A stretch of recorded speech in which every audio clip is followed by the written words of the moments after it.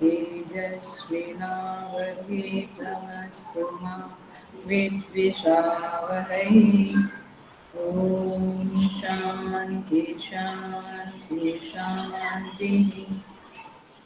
समस्तजनकल्याणे निरतं करुणामयं नमामि चिन्मयं देवं सद्गुरुं ब्रह्मविद्वरम्। Hari Om, and I welcome all the sadhakas with great love and great respect in this Ishavasya online सत्संग। हम आज 9वें मंत्र में प्रवेश करेंगे। 9वां मंत्र है अंधम तमः प्रविशन्ति ये अविद्या उपासते ततो भूय इव ते तमः यउ विद्यायां रताः। यहाँ पे श्रुति माता कहती है, वैसे मैंने आपको पिछले क्लास में थोड़ा इंट्रोडक्शन दे दिया है, लेकिन फिर भी हम फिर से आज थोड़ा देखेंगे। यहाँ पे ये अविद्या उपासते के बीच में, ये और अविद्या के बीच में आप केवल शब्द लिख लो। मैंने लास्ट टाइम भी बोला था, राइट? ये केवल अविद्या की उपासना करते हैं। अविद्या माने कर्म लिख लो, अविद्या माने कर्म, और ये और अविद्या के बीच में केवल शब्द लिख लो। उस मंत्र आपको समझेगा, ठीक समझेगा। दूसरी लाइन में ततो भूय इव ते तमः यउ, केवल केवल बीच में डाल दो विद्या, ये उ और विद्या के बीच में केवल डाल दो। जो केवल विद्या में रत रहते हैं, विद्या माने यहाँ पे है उपासना, विद्या माने उपासना, ध्यान, दोनों शब्द लिख सकते हैं आप, क्योंकि आगे इसका डिटेल आएगा। बट उपासना में वैसे ध्यान इंक्लूडेड है, बट आपकी क्लैरिटी के लिए लिखना है तो लिख लो विद्या माने उपासना, ध्यान। तो जो केवल अविद्या माने कर्म का अनुष्ठान करते हैं, वे अविद्या घोर अंधकार में प्रवेश करते हैं। ये पहली लाइन का ट्रांसलेशन है। और जो केवल विद्या माने उपासना में रत रहते हैं, वे उससे भी अधिक अंधकार में एजिफ प्रवेश करते हैं। एजिफ जाने के, जैसे कि, जैसा कि मराठी। तो जो उपासना में रत है वो और डीपर अंधकार में जाते हैं, कर्म में, केवल कर्म में रत है वो अंधकार में जाते हैं। ये वाक्यों को ठीक से हम समझेंगे आज के क्लास में। तो हम शुरू करते हैं, लेकिन इसका जो एकदम क्रक्स जो है, जिसको कहेंगे एकदम एसेंस, वो मैं आपको 2 लाइन में बता दूं, फिर हम पूरा डिटेल करेंगे। तो वो यह है कि यहाँ पे श्रुति माता साधकों को ये आदेश देती है कि केवल कर्म में मगन नहीं रहना, केवल कर्म में जिंदगी नहीं बिताना, और माने इसका इंडिकेटेड अर्थ है साथ में थोड़ी थोड़ी उपासना भी करना। भक्ति सेवा माने भक्ति ज्ञान उपासना करना।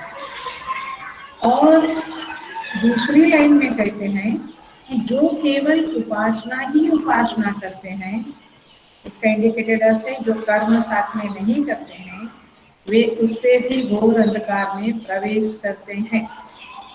इसका मतलब ये है, श्रुति कहना चाहती है कि हे साधक, तुम्हें कर्म और उपासना दोनों का समुच्चय करना है, दोनों को साथ साथ में जीवन में करना है। क्योंकि तुम अज्ञान की पेरिफेरी में हो, क्योंकि ज्ञान की पेरिफेरी वाला तो शास्त्र का विचार करेगा, वो बात अलग है, लेकिन तुम अज्ञान की दशा में हो, तो तुम्हें केवल कर्म भी हितकारी नहीं, माने केवल कर्म से लाभ है, केवल उपासना से लाभ है, लेकिन दोनों का सह अनुष्ठान करने से बहुत अधिक लाभ है। जैसे मेरे लौकिक एग्जाम्पल में मैं समझाऊंगी, जैसे केवल भोजन ही करते रहना या केवल पानी ही पीते रहना, उससे तो अच्छा है कि भोजन भी करें और पानी भी पिए, दोनों का सह अनुष्ठान करें, सह समुच्चय करें। देखिए, कई लोग कहते हैं कि हम तो हॉस्पिटल में जाके किसी को टिफिन दे के आते हैं, हमें मंदिर में जाने की जरूरत नहीं है। ये सारी ऐसी बातें हम समाज में सुनते हैं साधकों के द्वारा।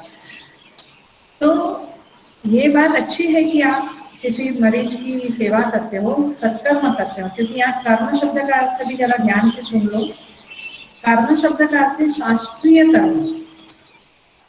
शास्त्रीय कर्म माने इष्टापूर्त कर्म। ये टेक्निकल वर्ड्स है, जो लोगों को उपनिषद का नहीं पता वे नहीं जानेंगे, बट मैं समझाऊंगी। सो कर्म माने शास्त्र, कर्म माने ये खाना पीना, माने ये झाड़ू निकालना, वो वाला कर्म नहीं। कर्म माने जरा समझे, इष्टापूर्त कर्म माने शास्त्रीय कर्म, और शास्त्रीय कर्म माने इष्टापूर्त कर्म माने, सुन लो, नित्य नित्य कर्म, नैमित्तिक कर्म, काम्य कर्म, उपासना कर्म, प्रायश्चित कर्म। निषिद्ध कर्म का इस कर्म शब्द में इंक्लूजन नहीं होता है। तो इतना समझ लें। तो जो लोग ऐसा कहते हैं कि हम खाली सेवा करते हैं, हम मंदिर में जाने की जरूरत नहीं है, तो ये गलत फहमी है। This is what the Shruti wants to tell us. ये गलत फहमी है। आपको मंदिर में भी जाना चाहिए, हॉस्पिटल में मरीज की सेवा भी करनी, मैंने दोनों का समुच्चय करना चाहिए। That is what the Shruti wants to tell us. कोई कहते हैं कि अरे हम एक पौधा लगाते हैं तो हमने गीता के 100 श्लोकों का पाठ कर दिया, गीता के एक चैप्टर का पाठ कर दिया, ऐसा ही हमको लगता है। भैया, पौधा लगाना सत्कर्म है, गीता का पाठ करना उपासना है। माने श्रुति माता कहना चाहती है कि केवल पौधा लगा के आप संतुष्ट मत होइए, आपको साथ में उपासना भी, गीता का पाठ वगैरह, जप वगैरह भी करना चाहिए। Are you getting clarity? तो ये पक्का है कि आप कर्तव्य कर्म करो, नित्य नैमित्तिक कर्म करो, काम्य कर्म भी करो, इष्टापूर्त। इष्टापूर्त माने इष्ट कर्म माने मुझे कुछ चाहिए, उसके लिए मैं कुछ हवन करूँ, मैं कुछ सत्यनारायण कथा कर रहा हूँ, पूजा कर रहा हूँ, वो इष्ट कर्म है।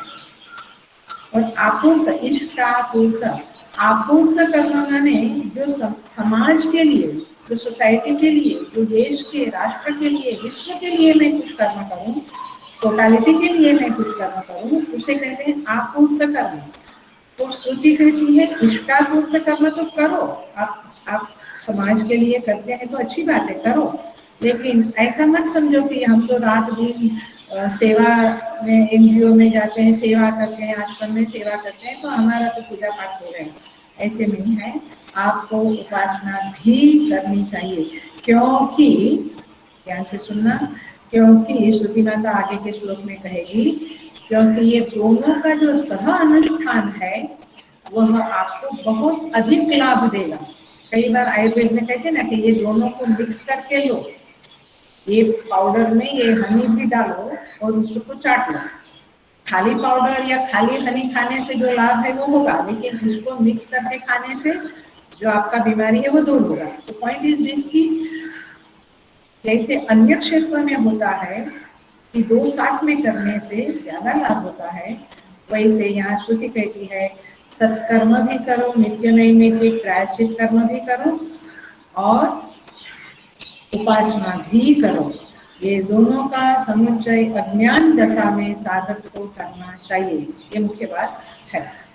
Is it very clear? ठीक है। सो अभी हम आते हैं, तो इसका मतलब ये हुआ, ध्यान से सुनना, उपासना और कर्म का समुच्चय हो सकता है, होता है, लेकिन ब्रह्म विद्या और कर्म का समुच्चय नहीं होता है, उसका सह समुच्चय नहीं होता है, क्रम समुच्चय होता है। मतलब ये कि पहले आप कर्मयोग माने कर्म इष्टापूर्त या कर्मयोग करो, वो परिपक्व होने के बाद ही आप ज्ञान योग में माने ज्ञान की दशा में अथवा ज्ञान की साधना में प्रवेश कर पाओगे, जबकि कर्म और उपासना साथ साथ आप कर सकोगे। मैं आपको बताऊंगी कैसे ये पॉसिबल नहीं है, ये बताऊंगी। तो ये पक्का हुआ, ये पक्का कर लो। ये बेस बना रही हूँ क्योंकि ये 6 श्लोक 9, 10, 11, 12, 13, 14 ये 6 श्लोक जो है वो एक ही प्रसंग को लगते श्लोक है, और अभी के 3 है वो कर्म और उपासना का समुच्चय। मैंने कर्म और उपासना का समुच्चय पे है, आगे के 3 श्लोक है वो व्यक्त अव्यक्त की समुच्चय की उपासना के बारे में है, देखेंगे।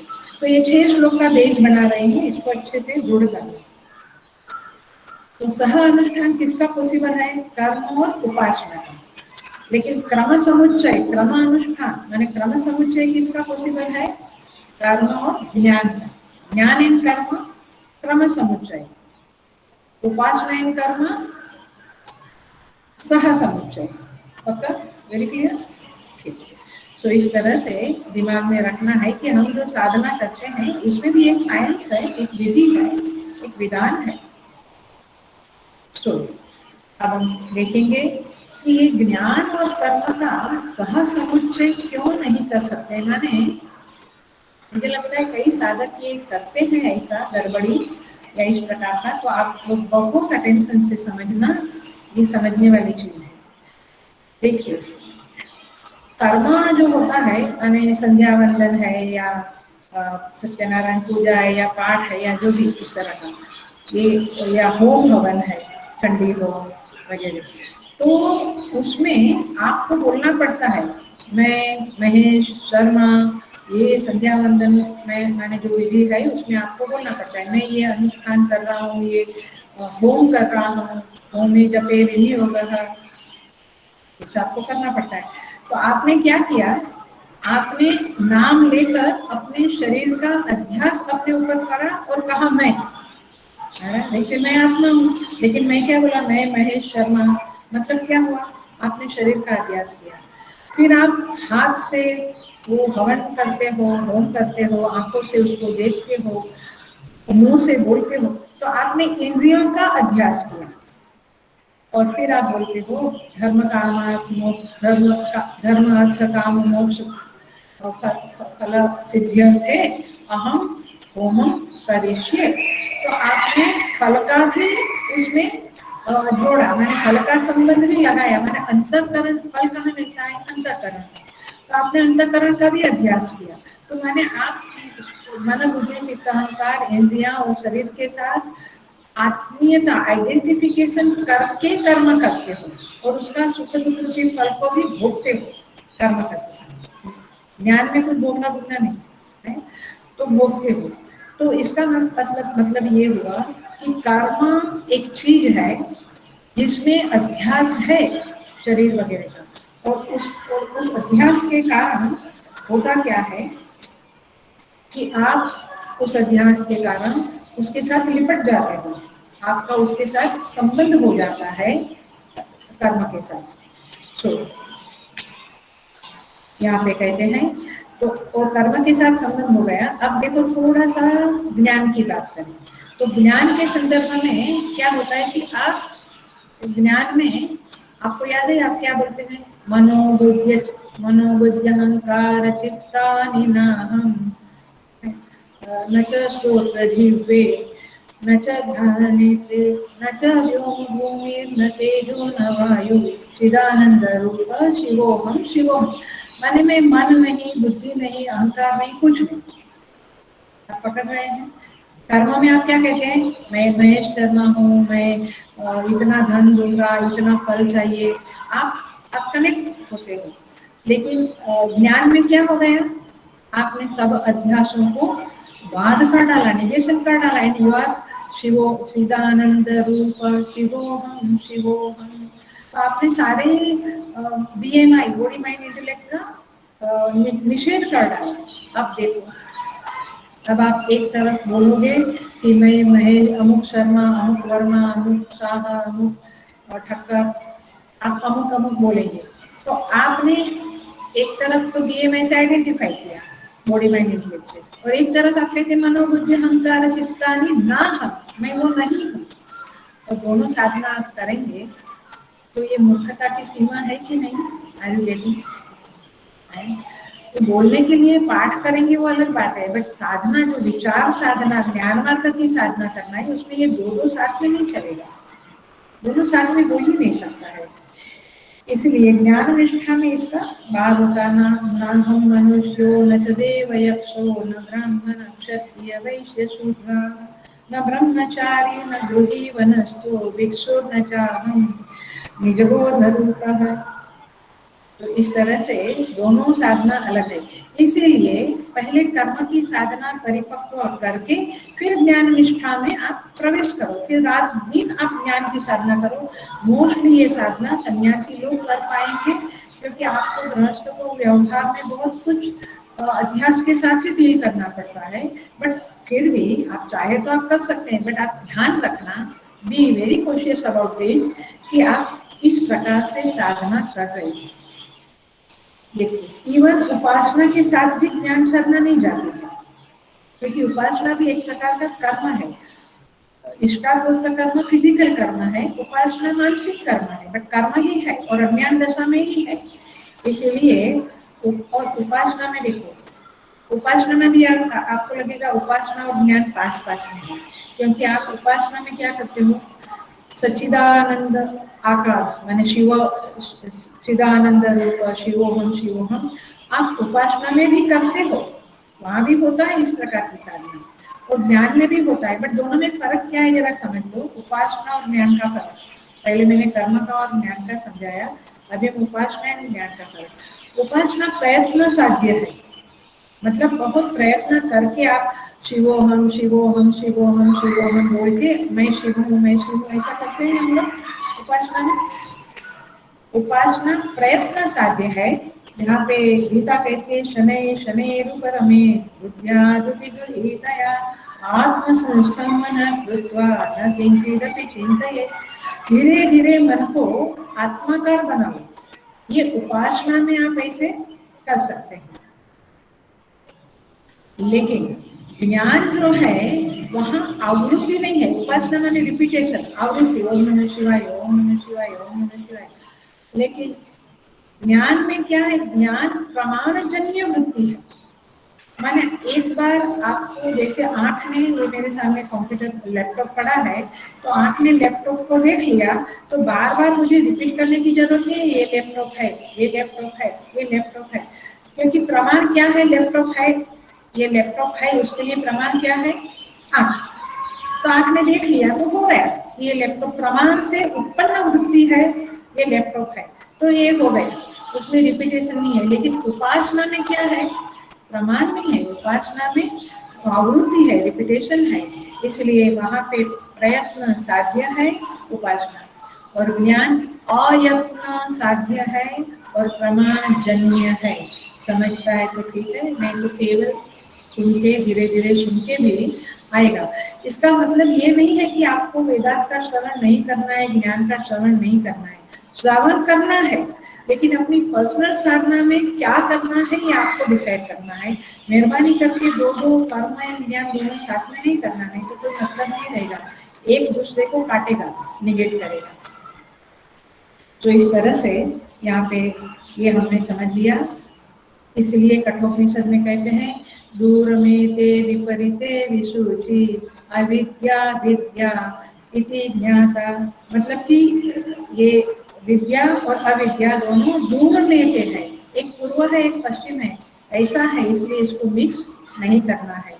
विद्या माने वहाँ पे ज्ञान है, हाँ, तो ज्ञान और कर्मों को मिक्स नहीं करना है, लेकिन उपासना और कर्म को अवश्य मिक्स करना है, अवश्य साथ साथ में करना है। एक दिन की उपासना नहीं होगी ऐसा नहीं करना है, रोज उपासना करो, रोज ज्ञान करो, जैसे रोज हम पानी पीते हैं, रोज भोजन खाते हैं, इस तरह से समुच्चय करना है, इसके ऊपर यहाँ पे बता रहे हैं।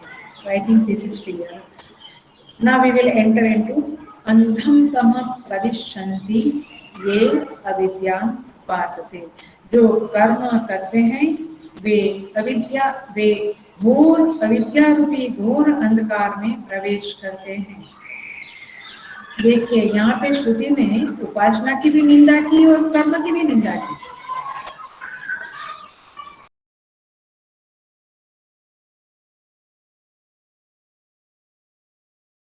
कर्म की भी निंदा की और उपासना की भी निंदा की, दोनों की निंदा की है। बट निंदा का अर्थ निंदा में नहीं है, निंदा का अर्थ समुच्चय में है, माने अर्थवाद में है, स्तुति में है। कैसे हम समझेंगे, मैं समझाती हूँ। तो पहले हम इतना समझेंगे कि कर्म कैसे अंधकार में ले जाते हैं आपको, माने कर्म क्यों इतना घोर अंधकार में ले जाते हैं अविद्या रूपी। तो देखो, कर्म करते समय ध्यान से सुनना, वैसे तो लगता है कि ये कर्म एवं उपासना तो हमको पता है, ज्ञान पता नहीं था, लेकिन ऐसा नहीं है, ये भी सब समझने जैसा है। कर्म में आप क्या करते हो, कर्म में आप जो भी कर्म करते हो, भले समष्टि के लिए कर्म करो या अपने लिए करो, इष्टापुष्ट कर्म करो, आप उसमें प्लानिंग करते हो। तो प्लानिंग करते हो तो आपके चित्त में कंटिन्यूअस वृत्तियां घूमती है, राइट, घूमती रहती है। और इसीलिए आपका अटेंशन, आपका ध्यान किस में है, एक जैसे अभी गीता चैंटिंग कंपटीशन है हमारे दिसंबर में, तो कितने बच्चे हैं, 1500 बच्चे हैं, इतनी स्कूल है, उन बच्चों को ऑनलाइन करना है, कितने जजेस मंगेंगे, कितना टाइम में कितना श्लोक होगा, कितने दिन चलेगा, so many things you have to think about it.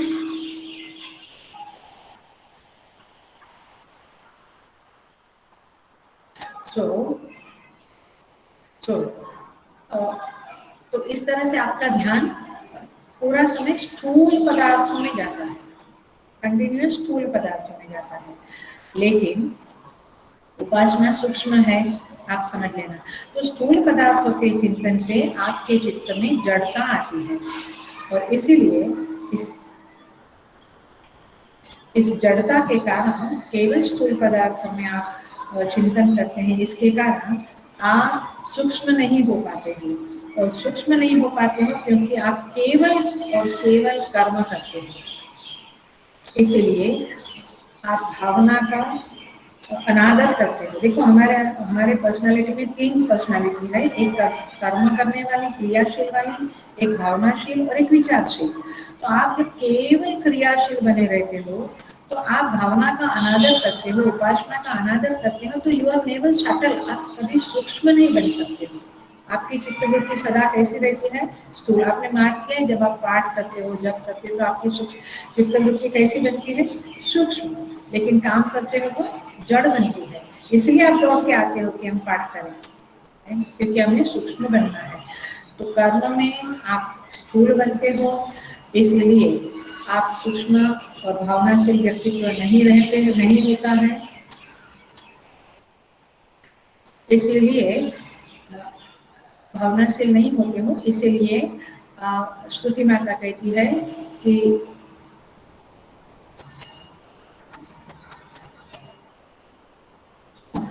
आप घोर अंधकार में प्रवेश कर रहे हो, अविद्या रूपी घोर अंधकार में प्रवेश कर रहे हो। देखिए, तो ये हुआ कि उपासना का अनादर हो गया केवल कर्म में पड़े रहने के कारण। लेकिन अभी हम देखेंगे कि कर्म, केवल कर्म करते रहने से आप ज्ञान को स्वीकार ही नहीं करते, माने ज्ञान में आपकी चित्तवृत्ति प्रवेश ही नहीं कर पाती है। ख्याल में आ रहा है? जो कि दिन भर काम करते, आप दिन भर काम करो और क्लास में चले आओ, वेदांत के क्लास में आपको कितनी देर लगती है to get connected, to get collected, अपने आप को संग्रहित करने में कितना समय लगता है, क्योंकि कर्म आपको ज्ञान होने से रोकता है। मैं इसका एक एग्जाम्पल देती हूँ, श्रुति माता के आधार पे है एग्जाम्पल। एक ब्राह्मण था, पुराण की कथा है, एक ब्राह्मण था और वो यज्ञ करने के लिए उत्सुक था, क्योंकि उसको पुत्र नहीं था, संतति नहीं थी। तो उसको कहा गया कि तुम ये यज्ञ करो, इसमें बकरे का बलि देना पड़ेगा, और उस बकरे का बलि देने से, बकरे का बलि देने से आपको, और ये यज्ञ करने से आपको पुत्र सुख प्राप्त होगा। उसने कहा ठीक। वो एक बकरा लेके आया, उसको अपने युद्ध के ऊपर बांध दिया और यज्ञ शुरू किया। अब जब यज्ञ शुरू किया तो जब बलि देने का समय आया, बकरा को काटने का समय आया, तो ब्राह्मण आया उस बकरे को जो डोरी से बांधा था उसको छोड़ने के लिए, रज्जू से बांधा था उसको छोड़ने के लिए आया। जब आया तो बकरा जोर जोर से हंसने लगा।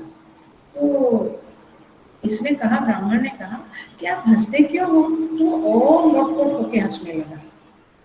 जब वो बहुत हंसने लगा तो ब्राह्मण ने कहा कि आप तो मनुष्य के जैसा हंसते हो, तो आप बताइए कि आप क्यों हंसते हो, आपको बताना पड़ेगा।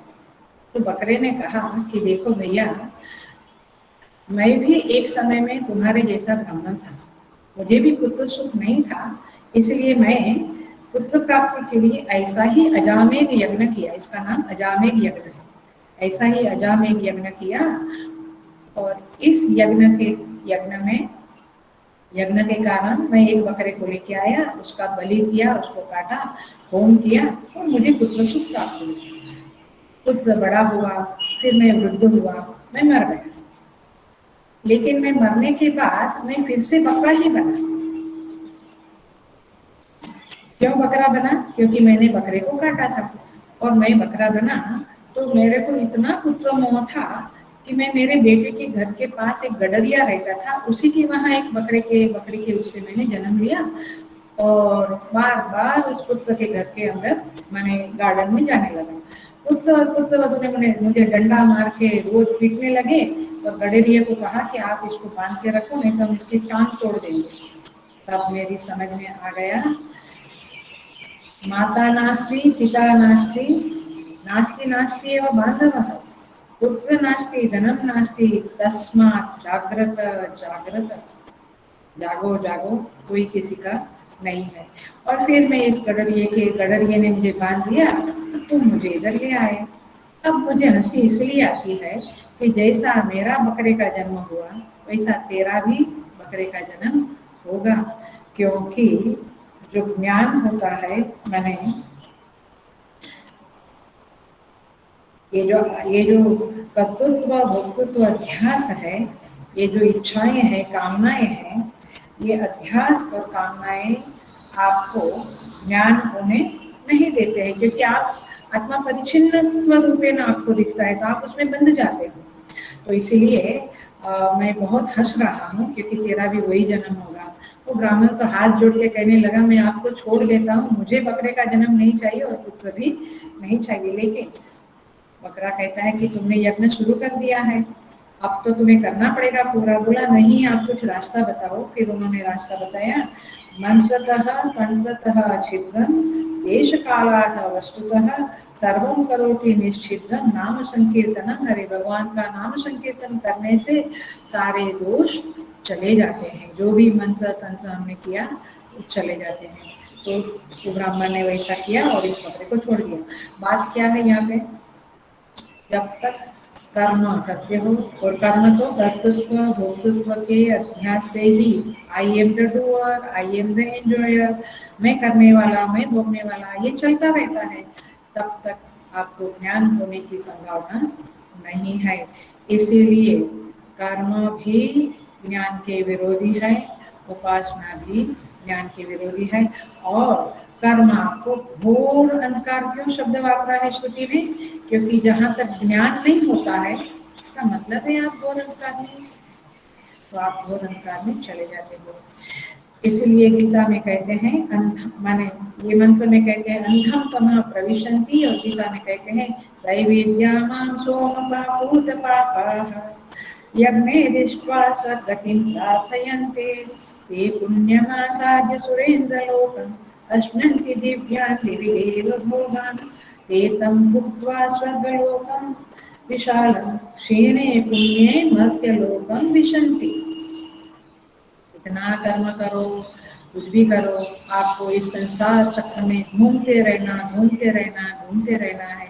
पशु बनोगे, पक्षी बनोगे, मनुष्य बनोगे, लेकिन घूमते रहना है, क्योंकि आपको ज्ञान नहीं है। इसीलिए चूंकि ये ज्ञान को रोक देता है कर्म, कर्म ज्ञान होने नहीं देता है। आप कहते हैं ना, अरे बाप रे बहुत कठिन कठिन है। ये क्यों कठिन लगता है? क्योंकि चित्त वृत्ति कंटिन्यूअस कर्म में बनी रहती है और इसी चित्त वृत्ति स्थूल हो गई है। तो स्थूल चित्त वृत्ति कभी भी ज्ञान होने नहीं देगी। इसीलिए श्रुति माता कहती है ये अविद्या केवल, हाँ, केवल अविद्या उपासते, केवल कर्म ही करते रहते हैं, इष्टापूर्त या नित्य नैमित्तिक कर्म ही करते रहते हैं, वे घोर अंधकार में पड़ते हैं। माने उन्हें ज्ञान होने की संभावना नहीं होती है। ये हो गया अंधम तम प्रवेश। आगे कहते हैं कि लेकिन, अब ये बड़ा ट्रिकी है, लेकिन जो केवल उपासना ही उपासना करते हैं, ये मोस्टली जो साधक साधु लोग हैं जिन्होंने घर बार छोड़ा है, परिभ्रमण करते हैं, अथवा आश्रम में रह के भी केवल, कई आश्रमों में हमारे जिनमें मिशन जैसा शास्त्र अभ्यास और क्लासेस नहीं होते हैं, केवल भजन कीर्तन हुआ, 2 टाइम अन्न क्षेत्र में, आश्रम के अन्न क्षेत्र में खाना खाया, पड़े रहे।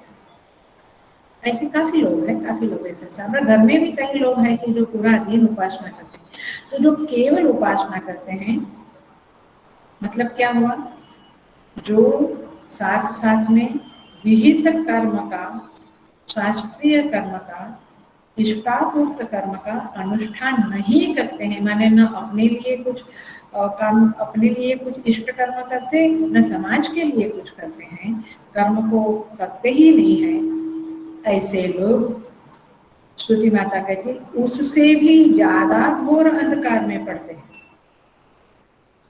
उससे भी ज्यादा घोर अंधकार में पड़ते हैं। तो देखिए इसका क्या अर्थ है। पहले तो उपासना माने क्या, इसका सिंपल अर्थ समझ लो, मंत्र जप और ध्यान।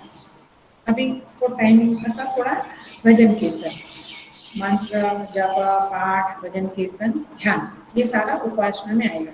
तो 2 आखा दिन जो लोग ये करते हैं, वे भी, अभी देखो जो विचार वाले लोग हैं, ज्ञान मार्ग वाले लोग हैं, उनकी बात अलग है, लेकिन यहाँ पे बात कह रहे हैं कि जो विहित कर्म का अनादर करते हैं, जैसे वो कर्म करने वाले उपासना का अनादर करते हैं। कई लोग कहते हैं ना, हम तो समाज सेवा करते हैं, हमें मंदिर मंदिर की जरूरत नहीं, हमें पाठ पूजा की जरूरत नहीं, तो वे लोग भी गलत है। और जो केवल उपासना ही उपासना, रात दिन जब तक ध्यान करते रहते हैं, वो भी गलत है। उनको क्या करना चाहिए, विहित कर्म का अनुष्ठान करना चाहिए, कुछ न कुछ समाज के लिए, अपने लिए कर्म करते रहना चाहिए।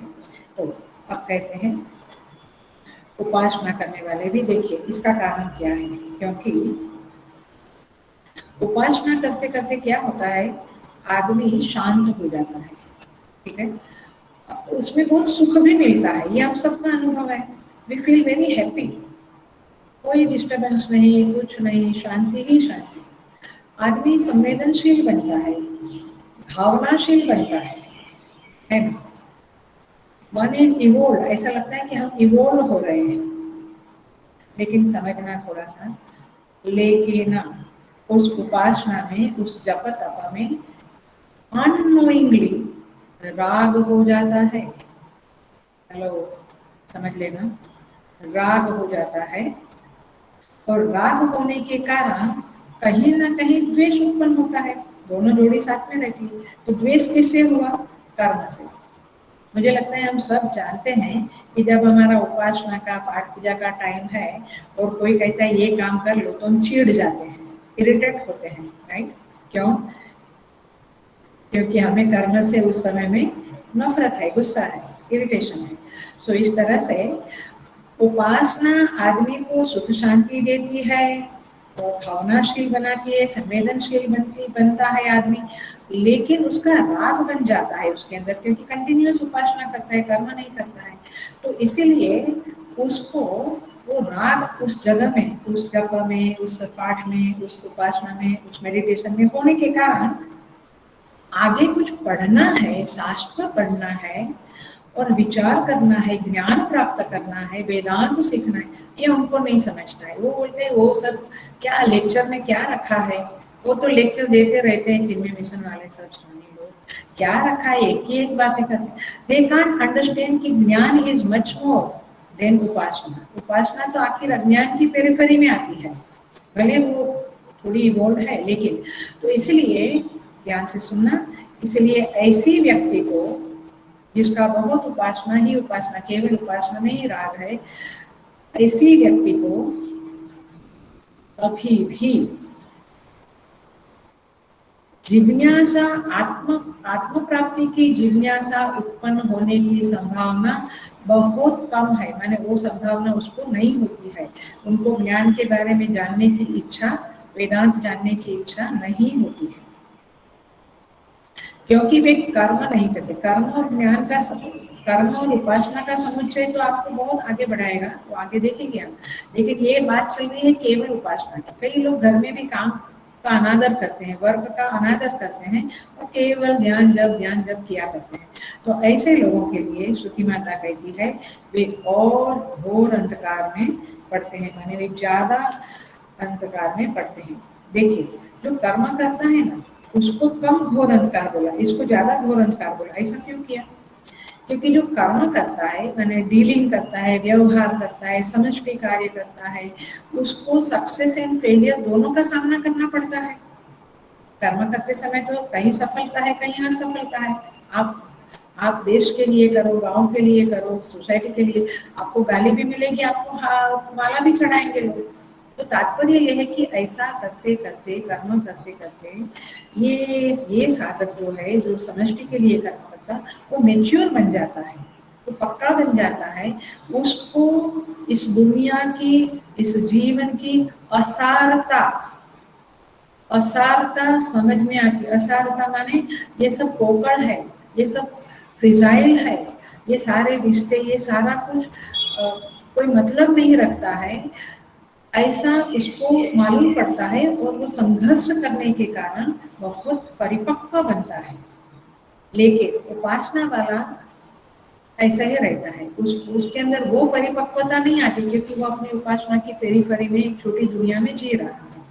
इसलिए जिज्ञासा और वैराग्य कर्म करने वाले को आता है, शास्त्रीय कर्म करने वाले को जल्दी आता है रादर देन उपासना करने वाला।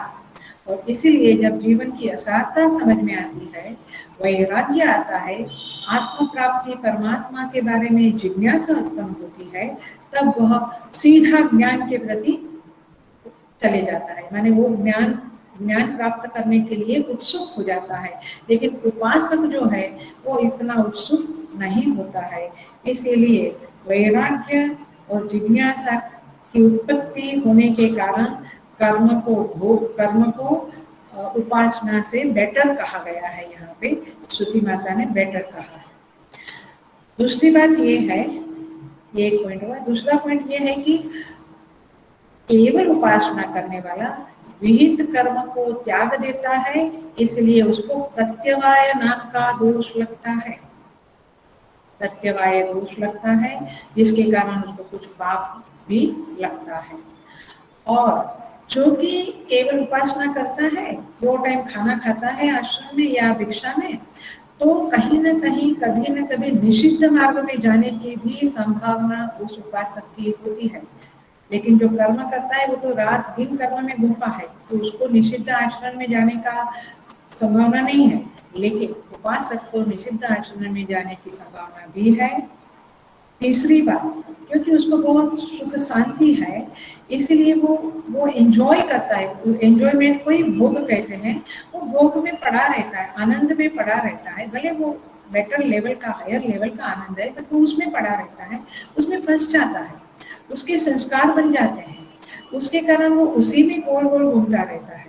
और उसको ज्ञान प्राप्त करने के लिए इच्छा का उदय होना समय लगता है, देर लगती है।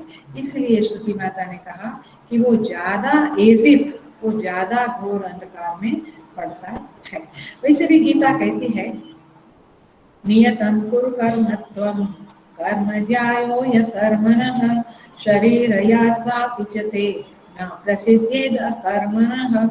कहते हैं कि तुम नियतम कुरु कर्मत्वं, तुम नियत कर्म को करो, अपने हिस्से में जो कर्म आया है वो कर्म, इसलिए कई आश्रमों में बहुत अच्छी क्या कहेंगे पद्धति है, सिस्टम है। जैसे अपने मिशन में ही कि हम मैंने प्रोजेक्ट भी करते हैं गीता चैंटिंग बाल विहार या वगैरह, और स्वाध्याय भी करते हैं, शास्त्र का अभ्यास कराते हैं, करते हैं, और अपनी पर्सनल उपासना भी करते हैं। तो इट्स सच ए सुमेर। पूज्य गुरुदेव ने जो अपना ये कार्यक्रम बनाया है, मैंने ये मिशन की जो पद्धति बनाई है वो इतनी सुंदर है, बिल्कुल शास्त्र के साथ जाती है। लेकिन कई आश्रमों में या तो केवल कर्म ही कर्म करते हैं और थोड़ा पाठ कर लेते हैं, लेकिन ज्यादा कर्म ही करते, ज्ञान नहीं होता है। तो मिशन इज रियली ग्रेट। सो यहाँ पे कहते हैं नियतम कुरु कर्मत्व, आपको कर्म नहीं करोगे तो आपकी शरीर यात्रा भी चलना मुश्किल है, क्योंकि फिर कभी आश्रम में नहीं रहेंगे तो भिक्षा मांगने कहाँ जाएंगे, कैसे होगा। इसलिए बेटर है कि आप थोड़ा इष्टापूर्त कर्म, समाज के लिए थोड़ा करो, थोड़ा अपनी इच्छा पूर्ति के लिए करो, और थोड़ी उपासना भी करो। ये इसका सुमेर करने से बहुत बड़ा फल मिलेगा, और वह फल है चित्त शुद्धि, पाप से निवारण, आगे के मंत्र में आएगा, और आप ज्ञान मार्ग में प्रवेश कर जाओगे। लेकिन केवल उपासना या केवल कर्म से ज्ञान मार्ग में प्रवेश नहीं हो सकेगा। तो इस तरह से उपासना घोर अंधकार में ले जाती है, ऐसा कहते हैं। थोड़ा सा हम देख लेते हैं कि आखिर में ये समुच्चय क्या चीज है। मतलब ये हुआ कि कर्म और उपासना का समुच्चय के ऊपर मैं थोड़ा और प्रकाश डालती हूँ।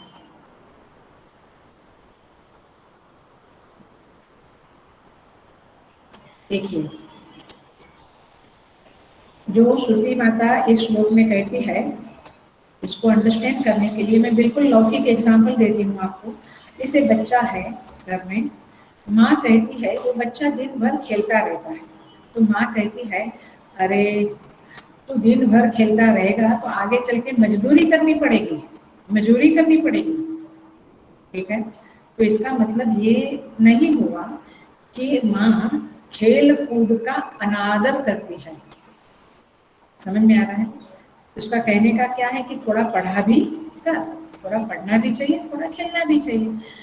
और जो बच्चा दिन भर पढ़ता है, ये दूसरा बच्चा है, जो बच्चा दिन भर पढ़ता रहता, तो माँ क्या कहती है, अरे बेटा थोड़ा नीचे जाकर खेला करो, दिन भर क्या पढ़ते हो, दिन भर पढ़ोगे तो डॉक्टर का बिल भरना पड़ेगा मुझे, माने हेल्थ ठीक नहीं रहेगी। तो इसलिए समझ में आ रहा है, इसलिए क्या करना चाहिए, बच्चों को खेलना भी चाहिए और पढ़ाई भी करना चाहिए। इसका अर्थ क्या हुआ, दोनों का समुच्चय करना चाहिए। वैसे कर्म और उपासना का समुच्चय करना चाहिए। मैंने पहले ही क्लास के बिगनिंग में कहा कि समुच्चय किसका होता है, जो एक दूसरे को अनुकूल है उसका होता है। ऐसे दूध और नींबू का समुच्चय नहीं होता है, लेकिन दाल चावल का समुच्चय होता है, रोटी और चावल दोनों खाना चाहिए, ऐसा कहा गया है। तो दोनों एक दूसरे को अनुकूल है, उन दोनों का समुच्चय होता है। आयुर्वेद में बहुत सारी चीजें हैं कि इसका ये विरुद्ध आहार है, ये साथ में खा सकते हैं। तो इसीलिए इस तरह से जो चीज अनुकूल है, उन दोनों का समुच्चय करने से बेटर रिजल्ट मिलता है। सिंगल का अनुष्ठान करने के बदले दोनों का साथ साथ अनुष्ठान करने से, सह अनुष्ठान करने से बहुत बड़ा रिजल्ट और बड़ा लाभ मिलता है। यही बात श्रुति इस तरह से यहाँ पे कहना चाहती है। मैं और एक एग्जाम्पल देती हूँ।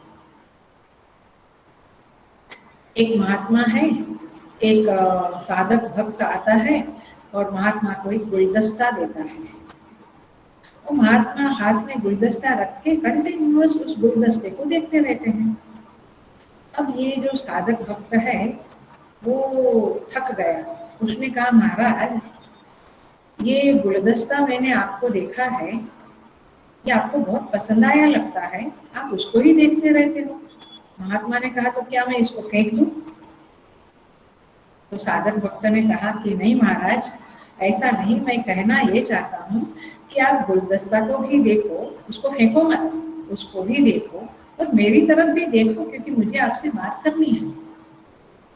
इस तरह से ये ये पुराणों में आती है बातें।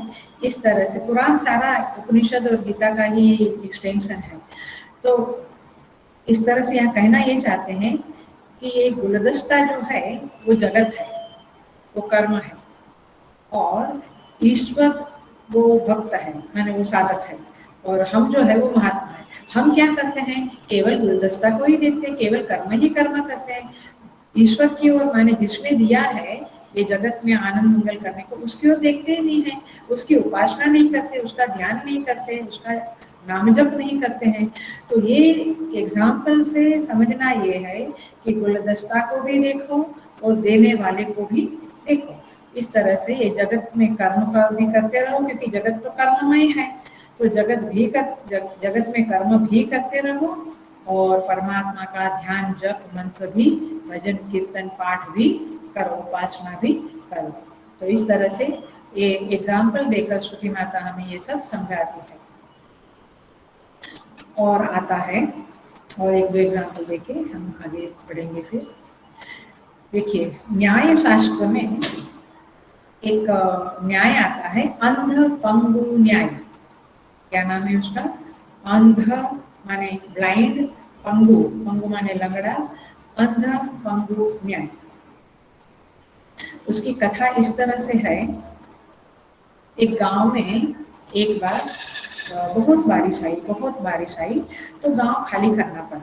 तो सभी लोग फटाफट अपना पोटला बांध के गांव में से निकलने लगे। सभी लोग निकलने लगे, लेकिन ये अंधा बेचारा कैसे निकलेगा? वो वहीं रोता रहा, चिल्लाता रहा, कोई मुझे मदद करो, कोई मुझे मदद करो। और दूसरी ओर एक लंगड़ा था, पंगु था, वो भी बेचारा चिल्लाने लगा, कोई मुझे मदद करो, कोई मुझे मदद करो। हुआ ऐसा कि वहां से एक सहृदयी साधु पुरुष निकला। उसने विचार किया, और उसने उस पंगु को, उस अंधे को पंगु के पास लाया, और उसने कहा कि वो पंगु को कहा, तुम ये अंधे के कंधे पे चढ़ जाओ, अंधे के कंधे पे चढ़ जाओ, और तुम अंधे को रास्ता दिखा दो। और तुम चल नहीं सकते इतने फास्ट, क्योंकि पानी बढ़ रहा है गांव में। तो ये अंधा फटाफट चलेगा, तो तुम उसको गाइड करो कि किस रास्ते से जाना है। ऐसा करके तुम दोनों गांव को पार कर दो। तो इस तरह से अंधे ने किया, और अंधा और पंगु दोनों गांव पार कर गए। इसका थोड़ा सा अंडरस्टैंडिंग देखना। अंधा माने कर्मेंद्रिया, और पंगु माने ज्ञानेंद्रिया। देखिए, जब हमारे शरीर में कर्मेंद्रियां भी है और ज्ञानेंद्रियां भी है, दोनों है, तो हमारा जीवन यापन अच्छी तरह से चलता है। आप सोचिए, केवल कर्मेंद्रियां होती तो ज्ञानेंद्रिया होती नहीं, कुछ नहीं। केवल ज्ञानेंद्रिया होती तो ज्ञानेंद्रिया तो क्या करती है, विषय को अपने में ग्रहण करती है, अंतःकरण में विषय पहुंचाती है, और फिर अंतःकरण में इच्छा उत्पन्न होती है, और फिर अंतःकरण से आदेश आता है कर्मेंद्रियों को कि तुम, ये मन आदेश देता है कि तुम इधर दौड़ो, इधर जाओ, और इस विषय को लाओ। है। तो कर्मेंद्रिया जो है वो भक्ति है, वो हाथ कर्म करता है, पैर कर्म करता है। तो इस तरह से ये कर्मेंद्रिया, वाणी बोलने लगती है। तो इस तरह से कर्मेंद्रिया कर्म करती है, ज्ञानेंद्रिया विषय को जानती है, और अंतःकरण उसको समझता है, और इस तरह से जीवन व्यवहार निर्वाह अच्छी तरह से चलता है। ये ख्याल में आ रहा है आपको? उसी तरह से ये ज्ञानेंद्रिया जो पंगु है, और कर्मेंद्रिया जो अंधी है, माने कुछ कर नहीं सकती है, उसको कुछ दिखता नहीं है, कर्मेंद्रियों को कुछ दिखता नहीं है।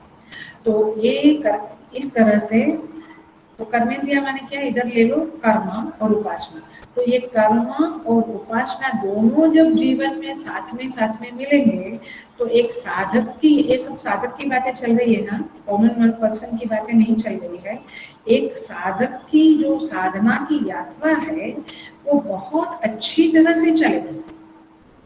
नहीं तो आप समाज सेवक हो, या आप देश के लिए कुछ करते हो, या सोसाइटी के लिए करते हो, दूसरों के लिए करते हो, कर्मयोग करते हो, अच्छी बात है। लेकिन कर्मयोग के साथ साथ उपासना योग भी करना, क्रम सह समुच्चय करना बहुत जरूरी है। इसीलिए श्रुति माता ने ये न्याय शास्त्र में अंतपंगु न्याय बताकर हमें कहा कि आप न केवल पंगु बनो, न केवल अंधे बनो, लेकिन अंतपंगु न्याय से आप जीवन में साधना में आगे बढ़ो और आप ऐसे स्थान पे आ जाओगे जहाँ आपकी चित्त शुद्धि बहुत होगी और उसके बाद आप ज्ञान क्षेत्र में, विचार मार्ग में प्रवेश कर पाओगे। केवल उपासना और केवल कर्म करने से नहीं कर पाओगे, ऐसा करके श्रुति माता हमें आदेश देती है। ये आपने देखा कि ये दोनों जीवन में करना चाहिए। मैं एक और सटलर पॉइंट बता के फिर पूरा करती हूँ। और एक सटलर पॉइंट ये है कि आप सेवा करते समय, करते करते माने कर्म, कर्म शब्द आप पकड़ लेना, शास्त्रीय कर्म, सेवा कर्म, कर्मयोग। आप कर्म करते करते भी परमेश्वर की उपासना कर सकते हैं, क्योंकि श्रुति क्या कहती है हमें? श्रुति कहती है, देखिए माने गीता माता कहती है, तस्मात् सर्वेषु कालेषु माम् अनुस्मर युध्य च मामे वैस्यसि कौन्तेय नास्ति तत्र असंशयम्। कहते हैं तस्मात् सर्वेषु कालेषु माम अनुस्मर युध्य च। युध्य च माने युद्ध करो, ऐसा तो एक लाक्षणिक है, लेकिन कर्म करो माने मेरा स्मरण भी करो और कर्म भी करो। ख्याल में आता है? तो आप यदि कुछ खाना बनाते हो, कुछ करते हो, तो आप भगवान का स्मरण जप करते हुए कर सकते हो। तो ये भी क्या हुआ? कर्म उपासना का सह समुच्चय हो गया। एक तो ये है कि कर्म भी करो और बैठ के उपासना करो, ये भी है। लेकिन ये भी है कि आप समाज सेवा करते हुए, अच्छा तो ये एक मैंने रोटी बनाते हुए या झाड़ू निकालते हुए या ऐसा कुछ कर्म करते हुए परमात्मा को याद करो, ये कहा। लेकिन और एक पद्धति है जहाँ आप सह समुच्चय कर सकते हैं। आप याद रखना ये किस प्रकार से दोनों का सह समुच्चय जीवन में कर सकते हो। कर्म करते हुए उनको याद करना, तस्मात् सर्वेषु कालेषु माम अनुस्मर युध्य च।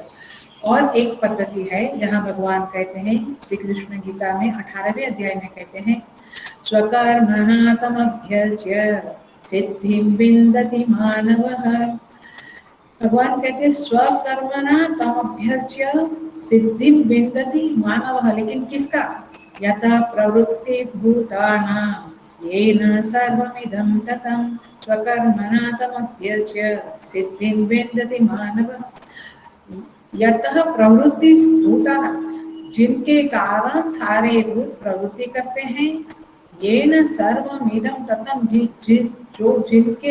जो इस जगत के कण कण में व्याप्त है। ततम माने व्याप्त, येन सर्वमिदं ततम, ततम माने व्याप्त, जिसके कारण सारा जगत व्याप्त है, जो सारे जगत में व्याप्त है, उसको स्वकर्मणा तम अभ्यर्च्य, अपने कर्म के द्वारा उसकी अर्चना करो, अभ्यर्थना करो।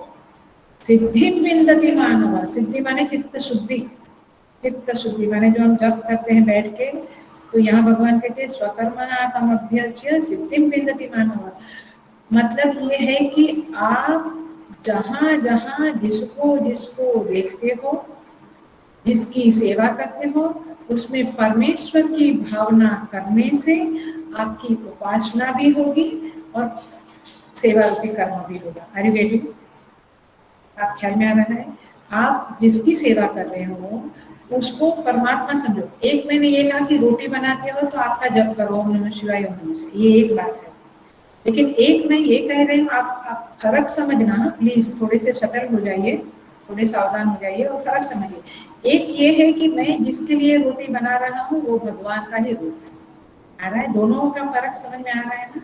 थोड़ा सटल है, बट ये साधनाएं करनी है और ये साधना समझेंगे तो हम कर पाएंगे। तो एक तो ये है कि हॉस्पिटल में जाके टिफिन दे के आओ मरीज को, फिर घर में आके 5 माला जप करो या शिव महिमा का पाठ करो, विष्णु सहस्त्रनाम का पाठ करो। ये एक पद्धति हुई। दूसरी पद्धति क्या हुई, आप रोटी भी बनाते हैं तो रोटी बना, जो भी काम करते हैं करते, गार्डन में पानी डालते जो भी काम करते हैं, चलते हैं, आप सब्जी लेने गए, अपने घर से सब्जी लेने गए तो रास्ते में चलते चलते, तो कर्म भी करो और साथ में जप भी करो, ये दूसरा। तीसरा सह समुच्चय की पद्धति क्या बता रही हूँ मैं, कि आप जिसके लिए सब्जी लेने जाते हो, आप जिसके लिए रोटी बनाते हो, जिसके लिए गार्डन में पानी सींचते हो, उन सबको, सपोज आप मालिक हो तो आप अपने मालिक को भगवान समझो। ऑफिस में काम करते हो तो जिसके लिए करते हो, जिस प्रोजेक्ट के लिए जो जो आपका लक्ष्य है उसको परमात्मा समझो। तो इस तरह से सह समुच्चय की अनेक प्रक्रियाएं हैं, अनेक पद्धतियां हैं, पद्धति है, अनेक पद्धति है। तो आपको जो सुटेबल हो गई या सभी सुटेबल हो तो सभी प्रकार से करो, क्योंकि ये तो उपासना के अनेक प्रकार है। आपको जब जो चाहे आप उपासना इस तरह से कर सकते हैं, मैंने सह समुच्चय कर सकते हैं। पॉइंट इज दिस कि ये हम ना करें, अरे काम करने में से प्रोजेक्ट करने हैं, गीता चैंटिंग इतना बड़ा प्रोजेक्ट है, टाइम ही नहीं मिलता है जब करने को, पाठ करने को, ऐसा मत करें, ऐसा मत करें। ऐसी स्थिति है तो आप हर बच्चे को परमात्मा का रूप समझ के बात करो। ये डिफिकल्ट है, मैंने ये जब हम प्रोजेक्ट की चर्चा करते हैं तो ये डिफिकल्ट है, बट असंभव नहीं है, संभव है। तो इस तरह से सह समुच्चय कर्म का और उपासना का करने के लिए श्रुति आदेश देती है। You have to be consciously, मैंने कॉन्शियसली आपको प्रयत्न करना पड़ेगा कि कैसे मैं दोनों का समुच्चय करते हुए जीवन में बहुत कुछ प्राप्त करूं, साधना में मैं बहुत जल्दी जल्दी आगे बढ़ूं, नहीं तो बहुत स्लो गति हो जाएगी। अथवा यदि सिंगल ही करते हैं तो आपका उद्धार होना थोड़ा देरी लगेगा, विचार करने वाली बात हो जाएगी। सो यहाँ पे इस तरह से श्रुति माता हमें बहुत ही करुणावश उपकार करने के हेतु हमें उपदेश देती है कि आप इस तरह से करना। और अगले मंत्र में विद्या का क्या फल है, अविद्या का क्या फल है वो बताते हैं, माने 10वें मंत्र में, और 11वें मंत्र में दोनों के सह समुच्चय का क्या फल है वो बताते हैं। मैंने 2 मंत्र फल के विषय में है जिसको हम देखेंगे, और मोस्टली अगले मंत्र में मैं उपासना शब्द के ऊपर ही बहुत ज्यादा प्रकाश डालने की कोशिश करूंगी, क्योंकि उसका जो फल है ये कर्मणा पितृलोक विद्या देवलोक, वो थोड़ा परोक्ष फल है, इसलिए उसके ऊपर बहुत ज्यादा बोलना श्रद्धा का विषय है। लेकिन मैं उपासना और कर्म ये दोनों शब्द के ऊपर थोड़ा प्रकाश डालूंगी और हम उसको अच्छी तरह से देखेंगे। उसके बाद 9, 10, 11, 12, 13, 14 ये व्यक्त और अव्यक्त माने संभूति और असंभूति की उपासना के बारे में है। उसको भी हम देखेंगे वो क्या है, उसको भी हम आगे देखेंगे। तो मेरे ख्याल से we are coming to the closer to the granth, लेकिन भगवान कृपा करे और ये साधना जो इस ईशावासी उपनिषद में बताई जा रही है इसे हम करें और हम साधना में आगे बढ़े। ऐसा ही पूज्य गुरुदेव और परमात्मा से हम आशीर्वाद की याचना करते हुए मैं पूरा करती हूँ। ओम पूर्णमदः पूर्णमिदं पूर्णात् पूर्णमुदच्यते पूर्णस्य पूर्णमादाय पूर्णमेवावशिष्यते। ओम शांति शांति शांति। हरि ओम। श्री गुरुभ्यो नमः। हरि ओम। Thank you so much. God bless you all.